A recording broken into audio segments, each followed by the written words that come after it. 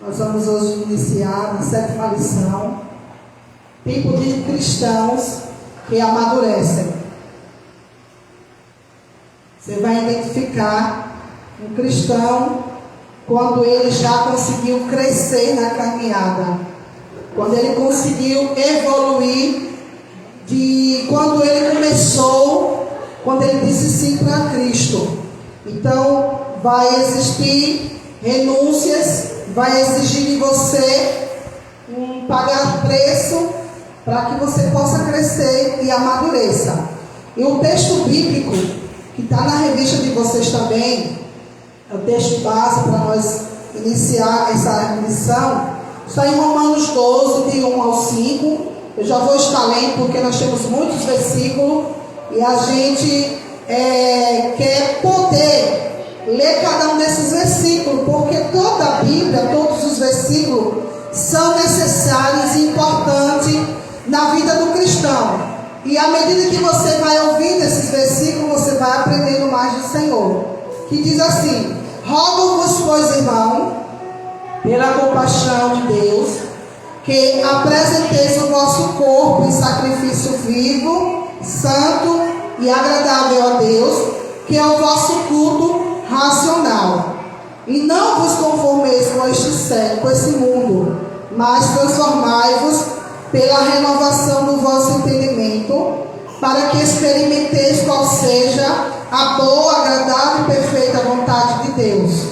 Porque pela graça que me é dada, digo a cada um dentre vós, que não saiba mais do que convém saber, mas que saiba com temperança, conforme a medida da fé que Deus repartiu a cada um.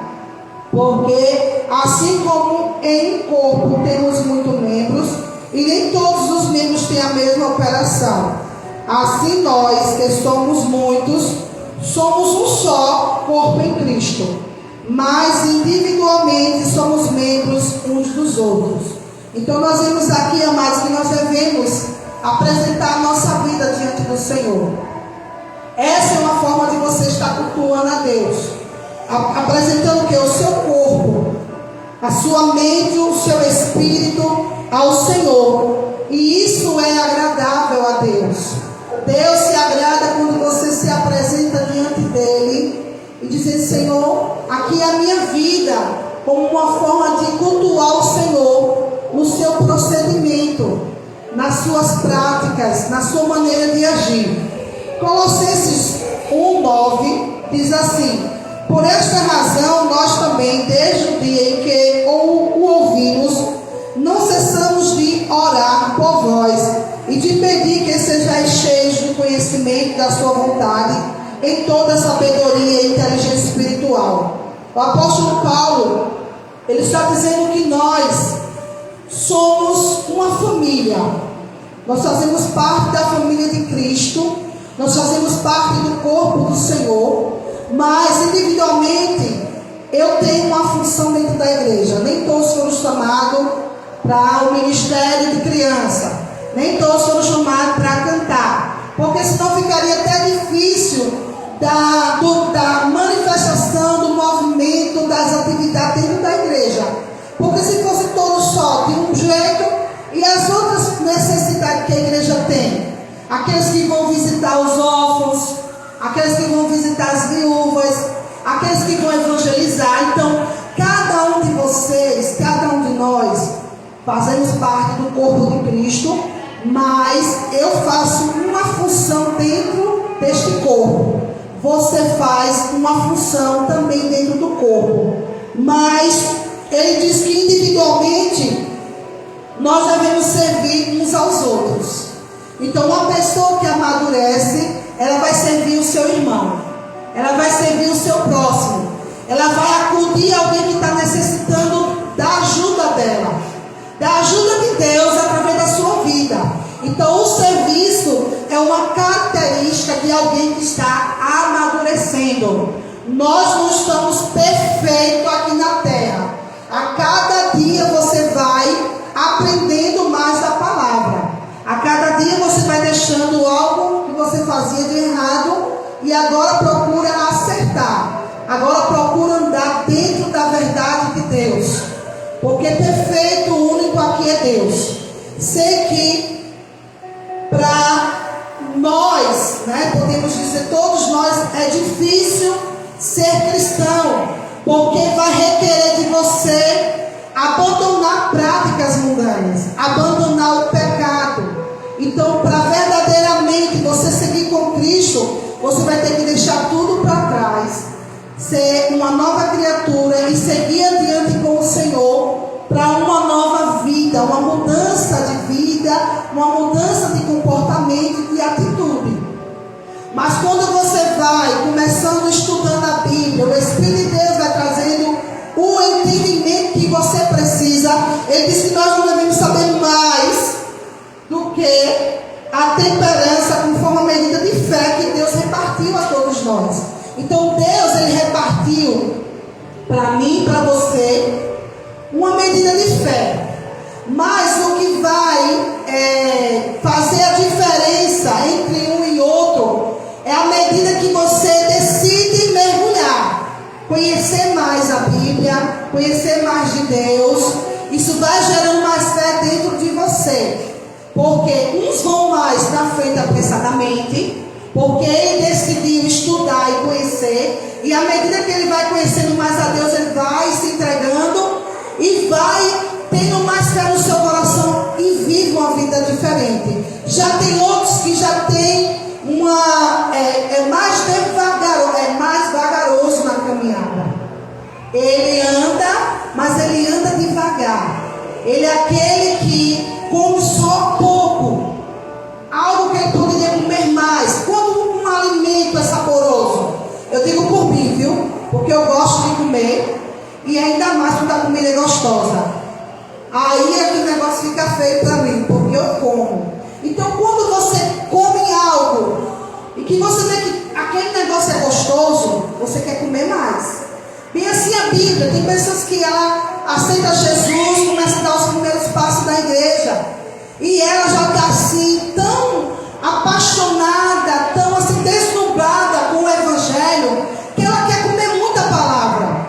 Que até nisso a gente tem que ter cuidado, porque realmente existem pessoas que elas ficaram loucas, porque ela não teve o equilíbrio da palavra, e que aquilo fez com que a mente dela ficasse agora perturbada. E existem pessoas, porque eu conheço que um rapaz que ele, na época eu morava na casa dos meus pais, as minhas irmãs, e ele tinha amizade com uma irmã minha, e por várias vezes ele já tinha dado entrada numa clínica de repouso, porque aquilo, ele não soube comer da forma correta, porque a Bíblia diz que primeiro veio o líquido, devagar. Criança quando nasce já vai dar ela feijão?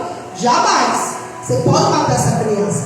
Você vai dar o leitinho materno da mamãe, para que aos pouquinhos ela vai ganhando peso, vai ganhando forma, ela vai crescendo nos meses, e ela vai agora comer, experimentar outras comidas. E esse homem, ele ficou perturbado. Agora, se você sentasse comer, ele dizia a Bíblia de cabeça até o pé. Ele conhecia tudo da Bíblia, mas tinha momentos da vida dele que dava nele um pânico. Então aquilo mexia com a mente dele, e ele precisava o quê? Se internar com uma medicação para haver o equilíbrio emocional, certo? Eu não estou dizendo para você ficar louca aqui, agora eu vou um dia ler a Bíblia toda. Não faça isso. Isso aí é tolice. Nós temos que ter a sabedoria de Deus e pedir a Ele que a cada versículo que eu leio eu tenha esse entendimento. Porque a cada versículo que eu vou ter entendimento da Bíblia vai mudar dentro de mim. Eu vou ter mudança, eu vou ter comportamentos e atitudes diferentes. Então nós temos que ter o equilíbrio. E aí ele diz que não deixou de orar pelas pessoas, para que as pessoas pudessem ser cheias de conhecimento da vontade em toda a sabedoria e inteligência espiritual. Nós precisamos ter o conhecimento, nós precisamos ter a sabedoria e a inteligência espiritual. Uma pessoa que está amadurecendo, ela tem o equilíbrio. Porque senão não vai dar certo. Você pode realmente atropelar tudo. E nós temos que ter a sabedoria do Pai. Nós vamos ler aqui nos subsídios para o estudo diário. Vou pedir para a Brenda, ela abrir em 1 Pedro 2, do 1 ao 5. Luzia vai abrir Efésios 4.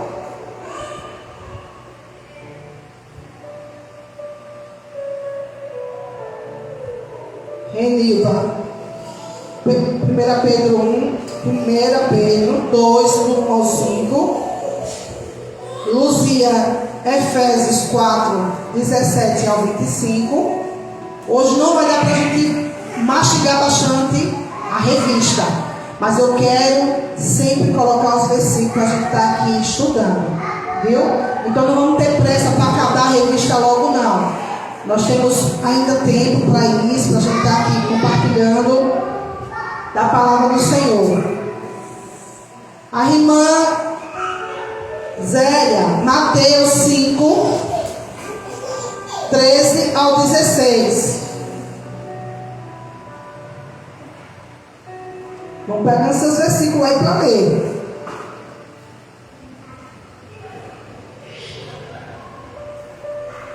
Conseguiu?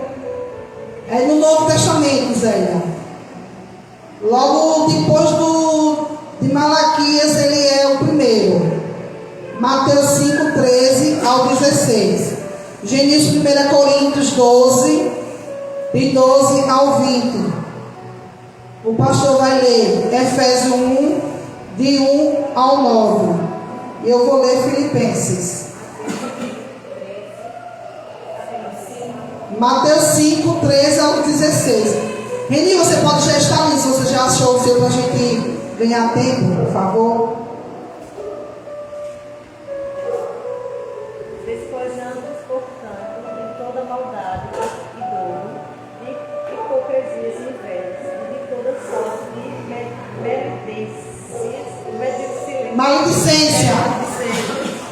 Desejai ardentemente como crianças recém-nascidas, um genuíno leite espiritual, para que por ele vos seja dado crescimento para a salvação, se é que já temos a experiência que o Senhor é bondoso, chegando para ele a pedra que vive rejeitada, sim pelos homens, mas para com Deus eleita e preciosa.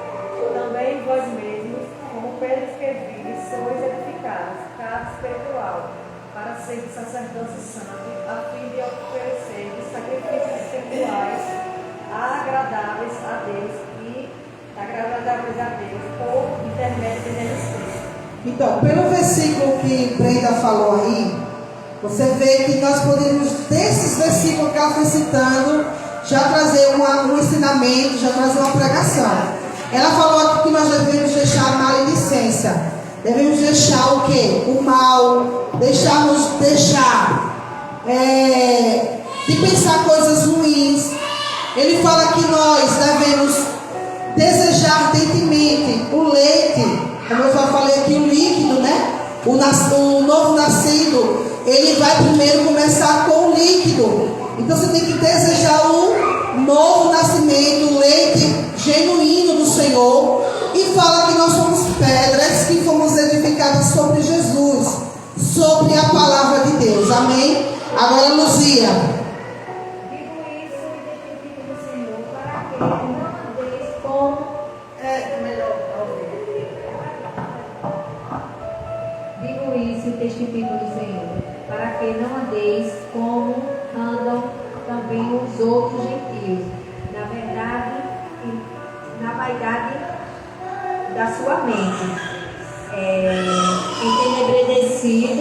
entenebrecido no entendimento, separado da vida de Deus pela ignorância que há neles, pela dureza do seu coração, os quais, havendo perdido todos os sentimentos, se entregaram à dissolução para,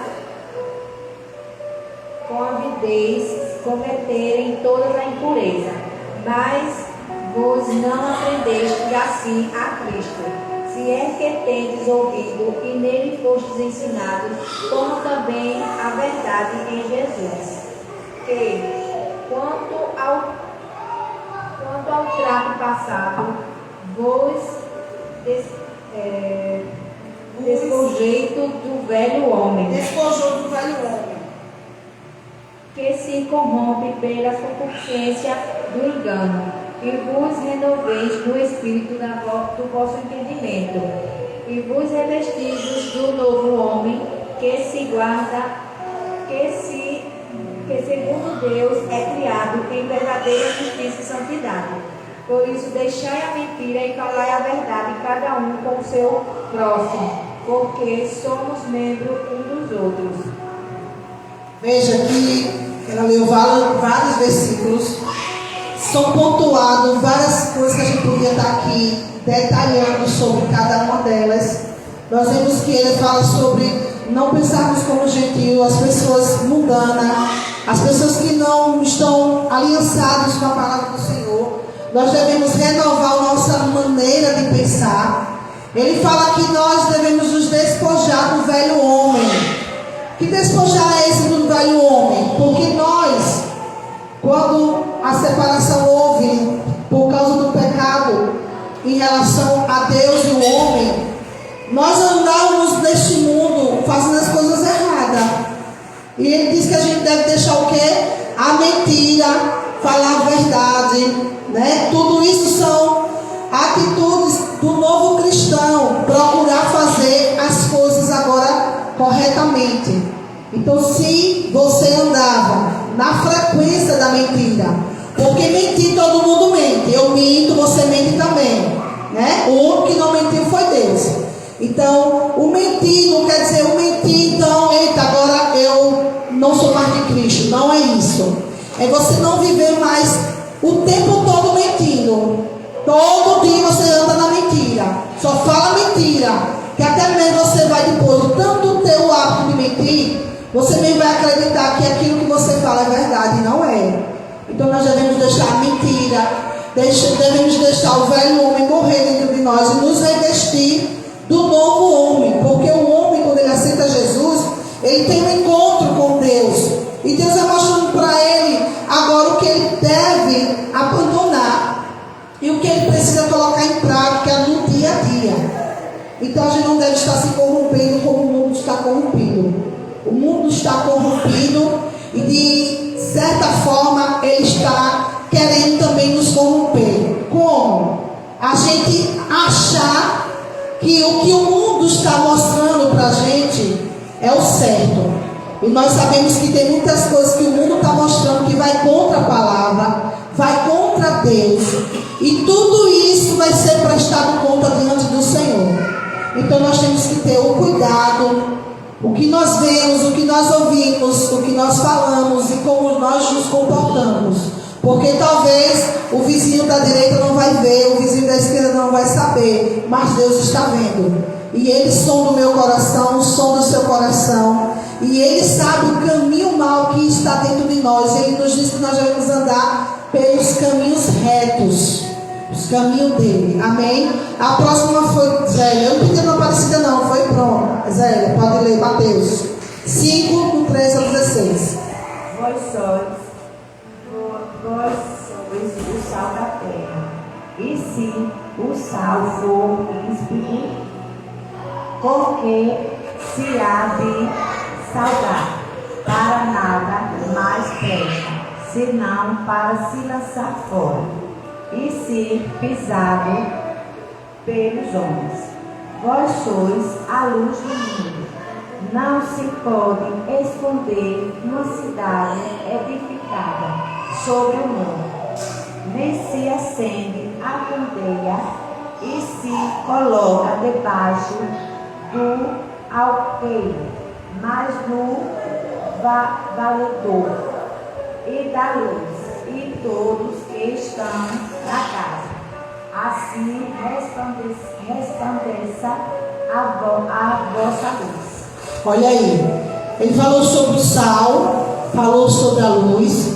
Isso quer dizer que nós devemos despertar nas pessoas desejo de conhecer a Cristo. Porque quando uma comida que você faz sem sal nenhum, ela fica sem sabor, sem graça, né? Apesar que quem tem problema de pressão não pode comer muito sal, muito, mas um pouquinho pode, para dar o sabor, senão a pessoa não aguenta. A pessoa que está no hospital diz que detesta comida de hospital, porque as comidas elas vêm tudo sem sal, então não vai dar sabor. E você que é de Cristo, você é como sal. Você tem que dar sabor, como também você tem que dar vida àquelas pessoas que estão sem vida.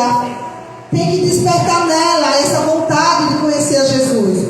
Se você comer muito sal, você vai ficar com vontade de quê? De beber água toda hora. Pense, você comer um charque salgado, você vai querer beber água toda hora. Então você vai despertar no outro e querer conhecer a Jesus. E a luz que já está dentro de você, porque a luz maior é Deus. Mas o seu Filho Jesus, ele sendo luz, trouxe luz à nossa vida, para que a gente possa o quê? Clarear, trazer claridade no meio das trevas. Porque quando ele criou o mundo, estava tudo escuro e ele disse: haja luz. Porque se você andasse, se fosse nós, né, vamos trazer para hoje o tempo passado, se não existisse luz, como eu já cheguei, já foi da minha época, que não tinha luz nos interiores, era tudo no candeeiro, né? Mas o que trazia claridade sobre o local era aquela luz. Mas sobre ela não conseguia iluminar todo o compartimento da casa. Era só aquele local. E a Bíblia está dizendo que não pode ficar escondida essa luz. Então essa luz que há em você, ela precisa clarear. Ela precisa trazer as pessoas que elas enxerguem Jesus e consigam chegar até a casa de Deus, consigam chegar até a você para ouvir a palavra. Então você tem que ter esse entendimento que você é sal e você é luz. Então você tem que fazer a diferença no mundo que você vive, no meio da sua família, no seu trabalho, na sua vizinhança. Você tem que ser essa pessoa, não que é melhor do que o seu vizinho, não é isso, mas que hoje há uma diferença. Jesus entrou dentro da sua casa e essa luz tem que ficar permanente lá. Ela não pode se apagar, mas para ela permanecer permanente na minha casa, eu preciso estar me fortalecendo, me alimentando na palavra. Porque se você colocar uma vela ali, ela vai ficar ligada até derreter totalmente, né? Mas também se o vento soprar, ela vai se apagar. Já no seu caso, você não vai se apagar se você estiver com a sua vida alicerçada nessa palavra. Ela vai trazer um fortalecimento todos os dias, porque nós precisamos todos os dias estar nos fortalecendo na palavra. Amém? Ficou agora, foi o pastor, não foi? Não, Genilson. Foi 1 Coríntios 12. Pode, minha amada.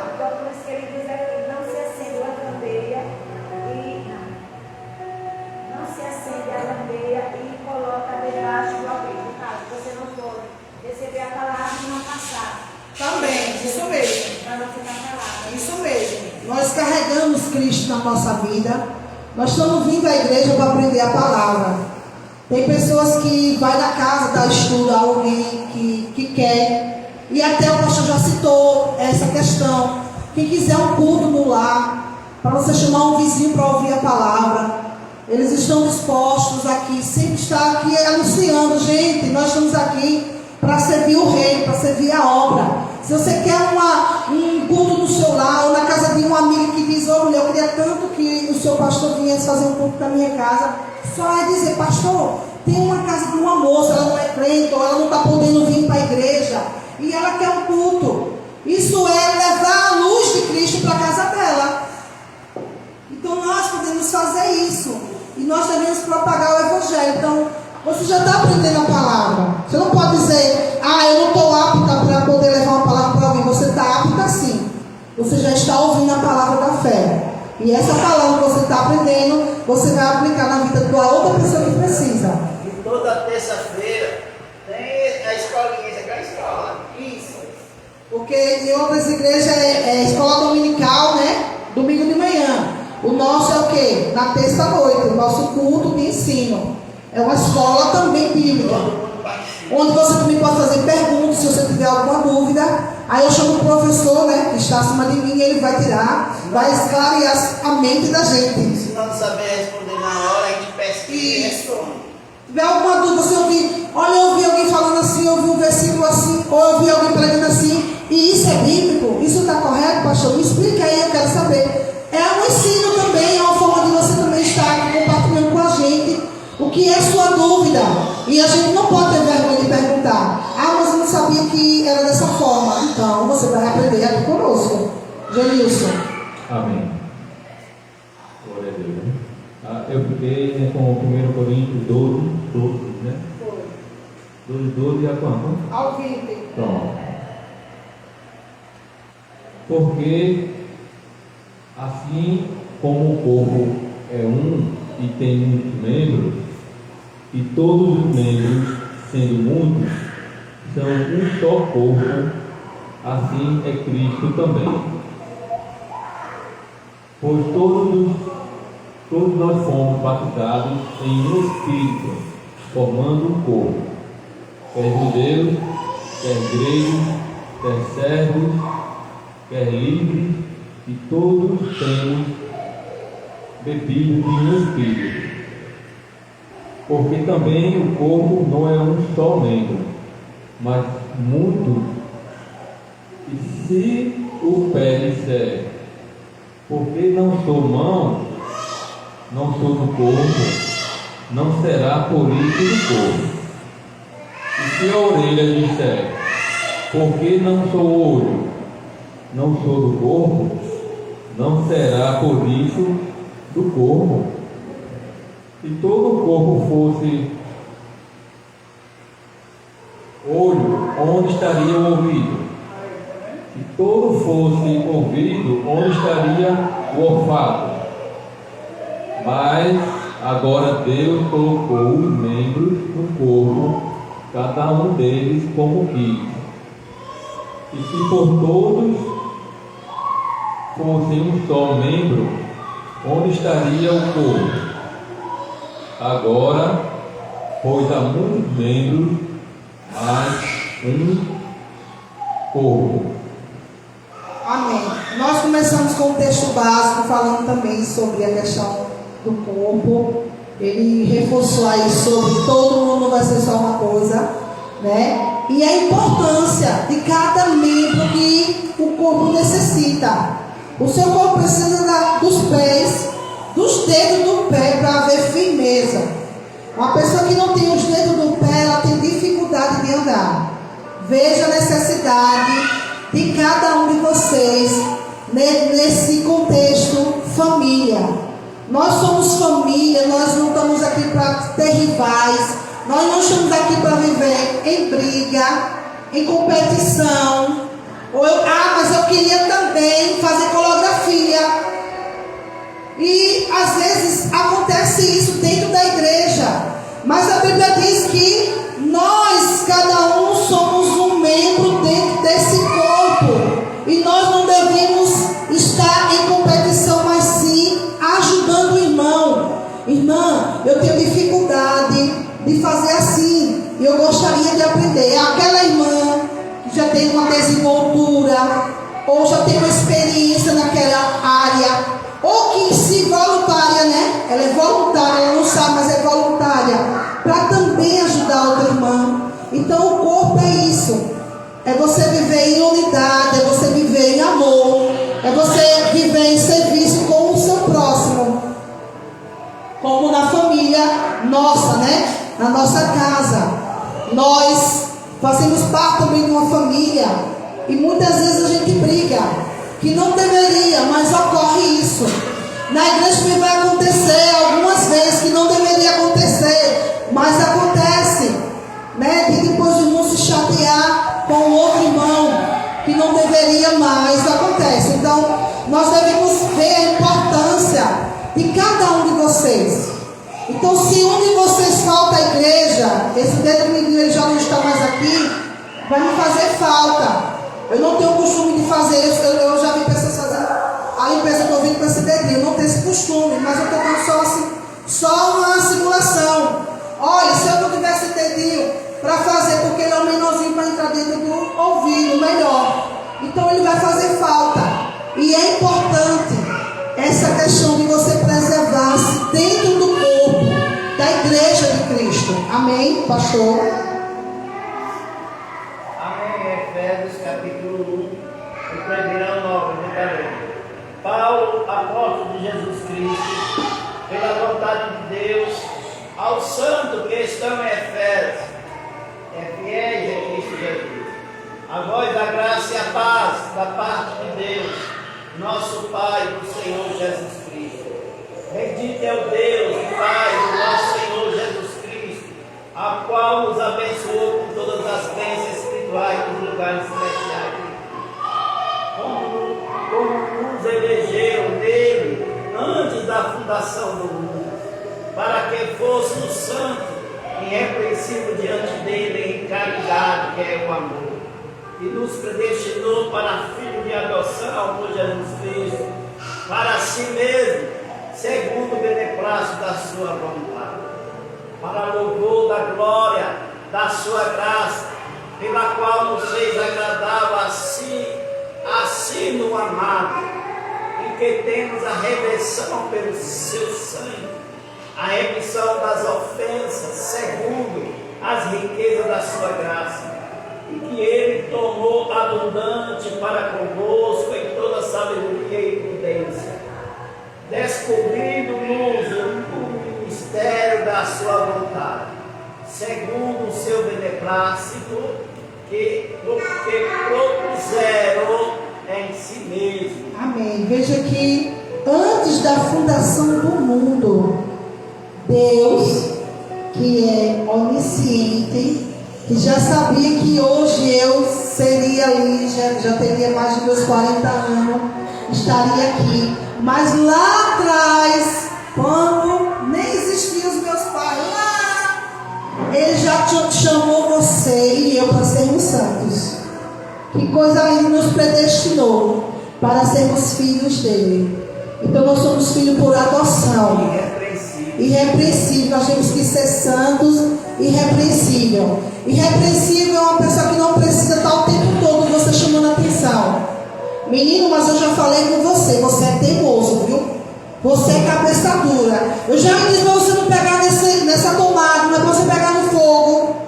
Ficar sendo o tempo todo reprimido.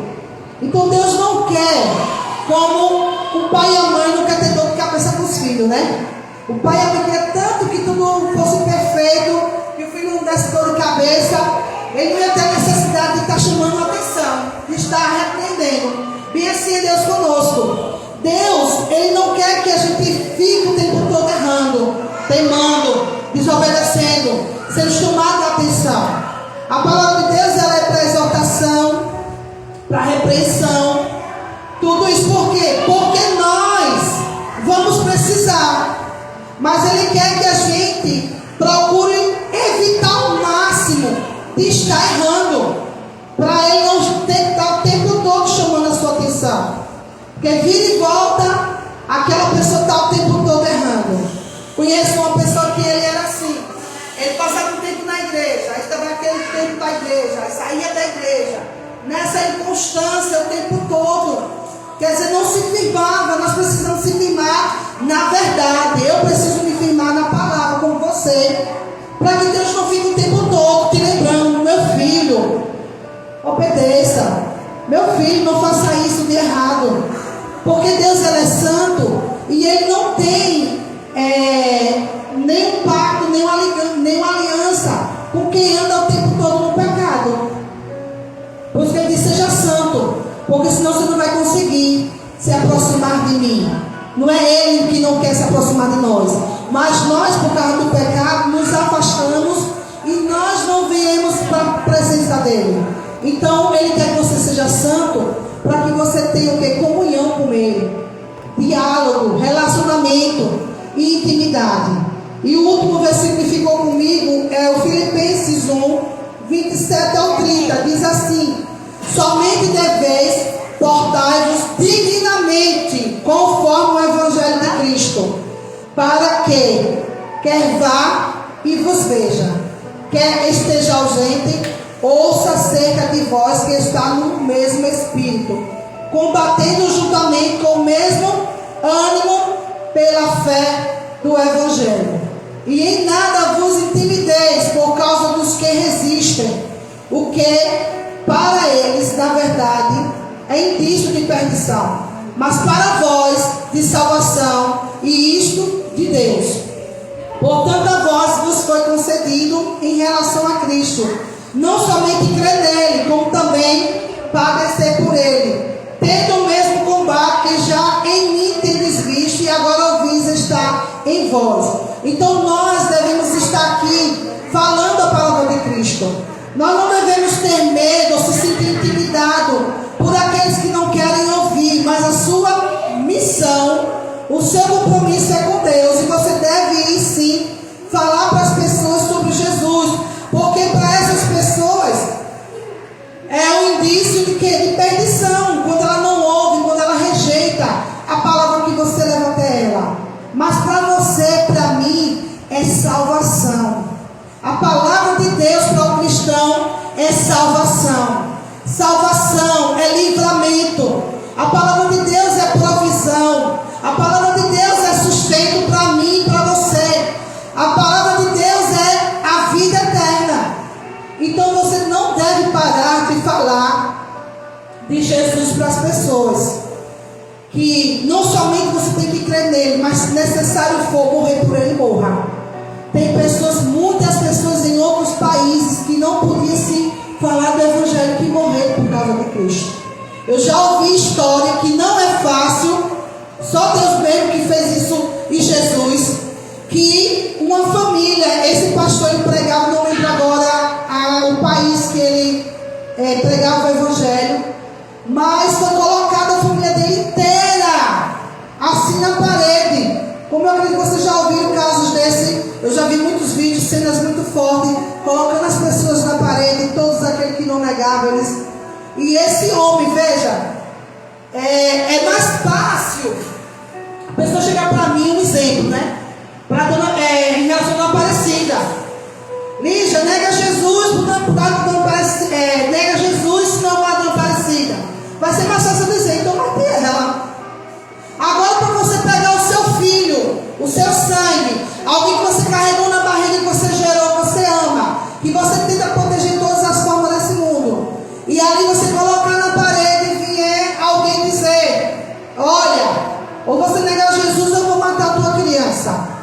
Você pode ainda ficar balançado, mas aqueles que estão firmados em Cristo e que sabem que a vida nossa não resume na terra, que existe uma eternidade no céu, você vai até ficar aflita, porque você é ser humano, vai vir angústia, mas se você estiver realmente em Cristo, sabe quem é o Deus da sua vida, você vai dizer: pode levar, mas eu não abro mão do Evangelho, eu não abro mão de Jesus Cristo.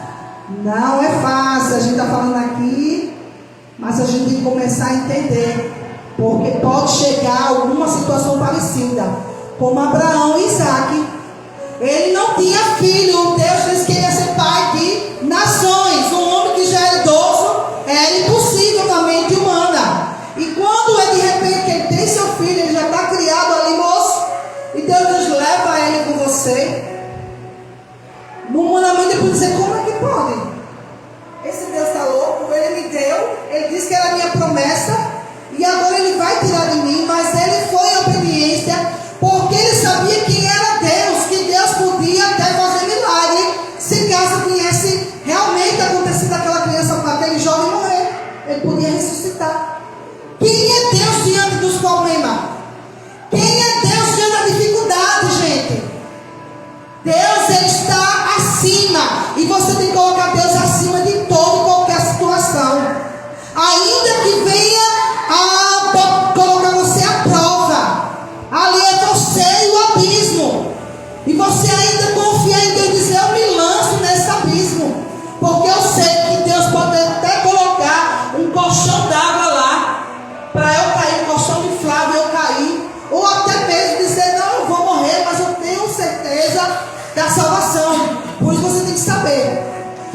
para nós a palavra de Deus é salvação.